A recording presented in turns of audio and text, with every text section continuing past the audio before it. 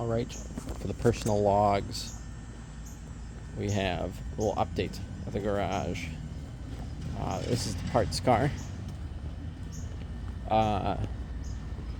Mitch wanted a little, a cheap rat rod car to build, and he had his heart set on this. It's like, okay, dude, here you go. So he took it. He's gonna build a rat rod out of it. He's got his seats out. Got to clean the interior. He's got the 425 pulled, taken apart in the shop. He's got a cam getting made for it. Cam lifter valve spring kit, and we got to get push rods made for it.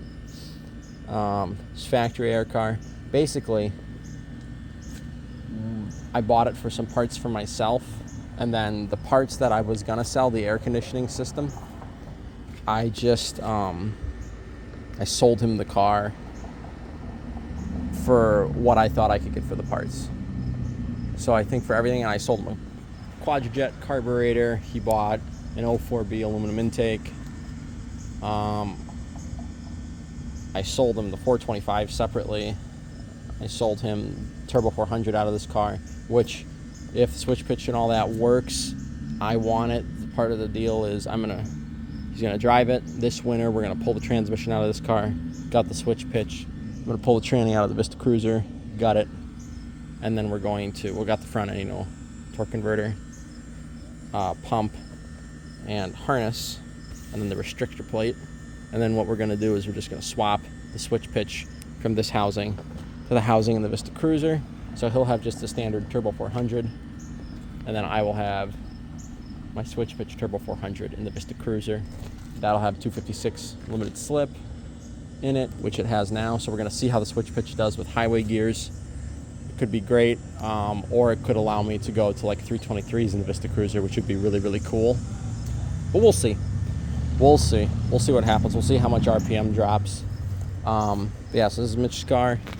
I also have to pull this trim piece. This is mine. I pulled the mirror, and I'm pulling the clock as well, because he is going to run a tack where the clock is. I'm going to give him my gauge blank, and he is going to put a clock.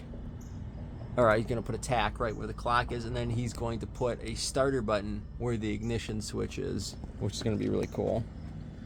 There's the Quadrajet. That's a 73 800 CFM Quadrajet. Motor's torn apart. Looks to be in very good shape. It is the 45-degree angle, so we have to have a cam made, which is surprisingly cheap. It's like $280. We went to Delta Cams in we went to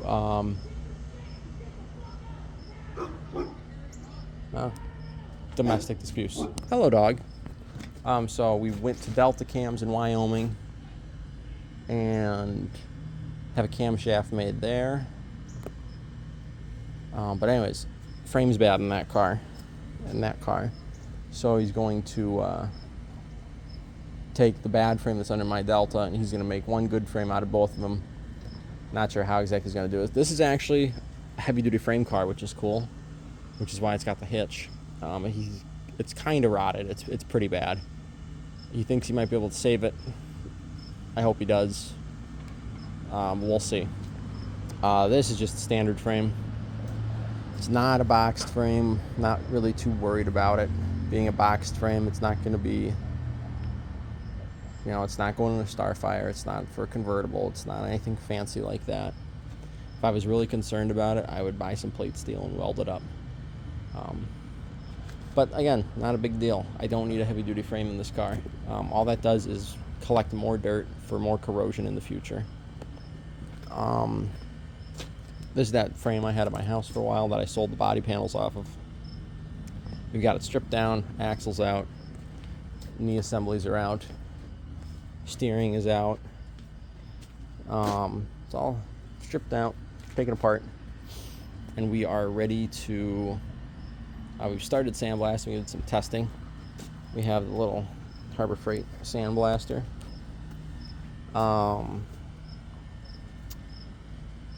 Yeah, this is about the finish I'm going to go for with the sandblasting. We're just going to get it close, get all of it knocked down, get it pretty good. We had self-etch primer over the whole thing, acrylic enamel the whole thing, and then we're going to fluid film it, especially on the inside of these box sections where they like to collect dirt, which is where they rust out. It's always here, and it's always in the torque boxes. That's where they go. On the standard duty frames, on the HD frames, they go throughout this whole rail, and then, yeah, I mean, my Delta is rotted there. But we'll see what happens when we get the car off the frame. I know it's starting to go in the torque box too, so we'll see. But I got a solid frame. We got to get it blasted. I don't have that much media left. I didn't start with a lot, so I'm just gonna blast real quick, boom, boom, boom, get this section done. Then tomorrow I'm gonna pick up more media, do a little more blasting, and then we are going to what was I saying? Once we get the blasting, we're gonna do that, and then we're gonna paint it tomorrow. And she is gonna be beautiful. We're gonna blast the rear axle too and paint that. This is the good rear axle that we're gonna use. This is a 323, but it's open. I can get a limited slip for it at a later date. They're like super cheap, $400. I gotta make all new brake lines and fuel lines, and that'll come once the frame is painted.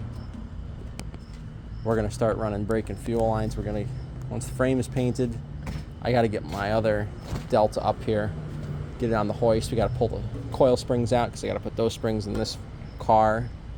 So I bought this car without springs. I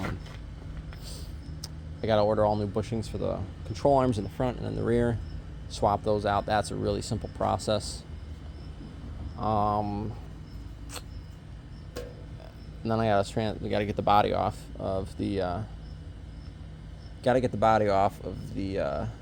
good Delta. Get this frame all ready. I'm gonna get the fuel tank dropped, get it in here before we put the body on, just so that I can get all my fuel lines run where they're supposed to be. And then I need to figure out an exhaust. I'm gonna have to order an exhaust off eBay. It's gonna get a universal B-body dual exhaust kit because this is a Starfire frame. So it has the holes drilled for the hangers, and I believe they all have the bumps in the back for the dual exhaust. But I don't think all the holes have the tapped threads because they didn't run the self-tappers in. I don't know if they were all drilled. I don't know if the holes on this side are drilled on non-dual cars, but they're drilled for the hanger. So if we can get the exhaust in, as well, get the hanger, get the hangers in, stuff like that. Just as much as we can do. Get the rear end in, fuel lines in, all that, drive shaft, motor and trans, all that, and then we can just drop the body back on to a complete car with all the suspension on, shocks, everything. Drop it on, bolt it down. I think we'd be looking pretty good. And then bumper brackets. I'm gonna have to blast and paint the arms and the bumper brackets and all that stuff. Just little things like that, because I just want everything painted, have it looking decent underneath. New fuel lines that aren't gonna rust, new brake lines that aren't gonna rust, new brake hoses, new rubber on the fuel lines, just all good stuff. And then motor needs a tune-up. I don't know if the motor is good. I haven't ran it long enough. I know it still turns over. I know it still runs. I ran it a couple weeks ago. Smokes a little bit on startup, but that's probably just from it sitting. I gotta fill those spark plug holes with seafoam and get them, get those rings soaking, get the carbon blasted out of them. And then hopefully the motor doesn't smoke when you drive it, because if it does, then I gotta pull the motor back out and we have to re-ring everything. That's gonna be a joy. Throw it on the stand, and we'll follow the Ultimobile procedure for that. We'll just pull the pistons out the bottom without pulling the heads. Do a quick little hone, break the glaze, and then throw some new rings in. Get them all seated, call it good. Yeah, and then if we're doing that, then timing set, we got to be done.